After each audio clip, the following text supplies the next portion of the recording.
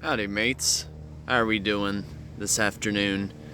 It is Tuesday, February 14th, 2023.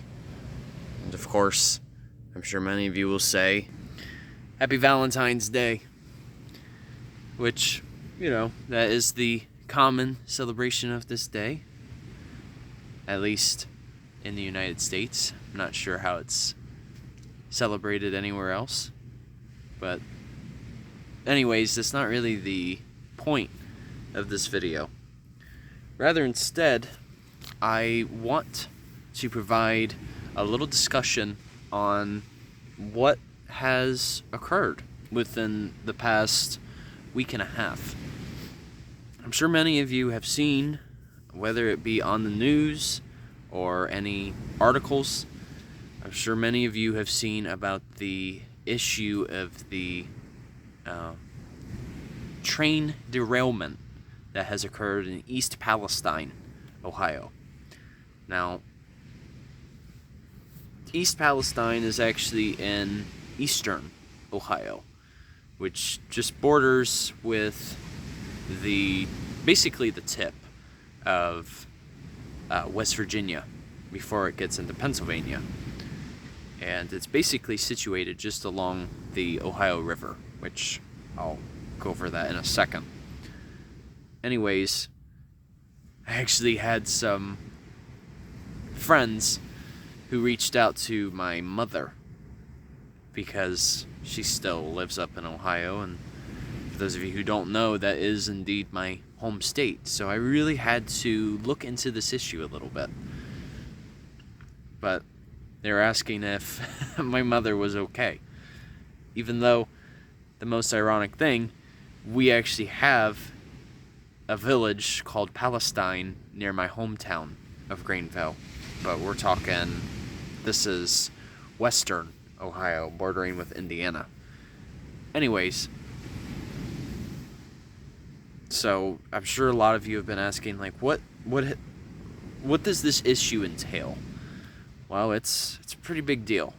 It's an example of raising concern on both environmental health as well as human health. And for another, it also goes to show some of the corruption that occurs within a multi-billion-dollar business.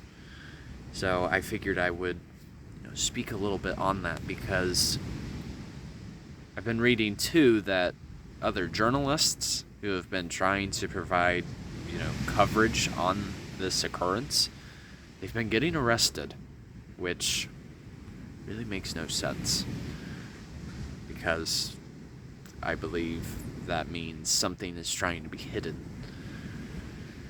So what happened, it was on February 3rd. So that was a Friday. So about a week and a half ago. What happened was a company called Norfolk Southern Rail Company, they were transporting up to 50 different cars from Illinois to Pennsylvania. And what happened was there was an infrastructure failure on the railroad itself. And it basically caused this overloaded train to derail, fall off. And it was near the town of East Palestine. And basically, once the cars all fell off the train tracks, you could say there were massive fires and plumes that were created as a result from these explosions. And it is said that after testing a couple of different things, whether it was in water, soil, even the air, there were quite a number of different chemicals that should not be exposed to people or even our natural resources. So some of them included vinyl chloride, which is basically a man-made chemical that is mostly used in the commercial industry. Vinyl chloride is a colorless gas, but it is also used in the production of PVC, which I'm sure many of you have heard of, that essentially refers to a building material. So then, for another, HCl, hydrochloric acid, which some of us know that as, or I think it's hydrochloride.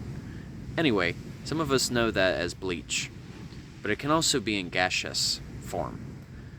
And the thing is, when HCl gets into the atmosphere, that causes a wide array of acidic rain, which has, of course, been a problem already, but these types of instances amplifies it even more.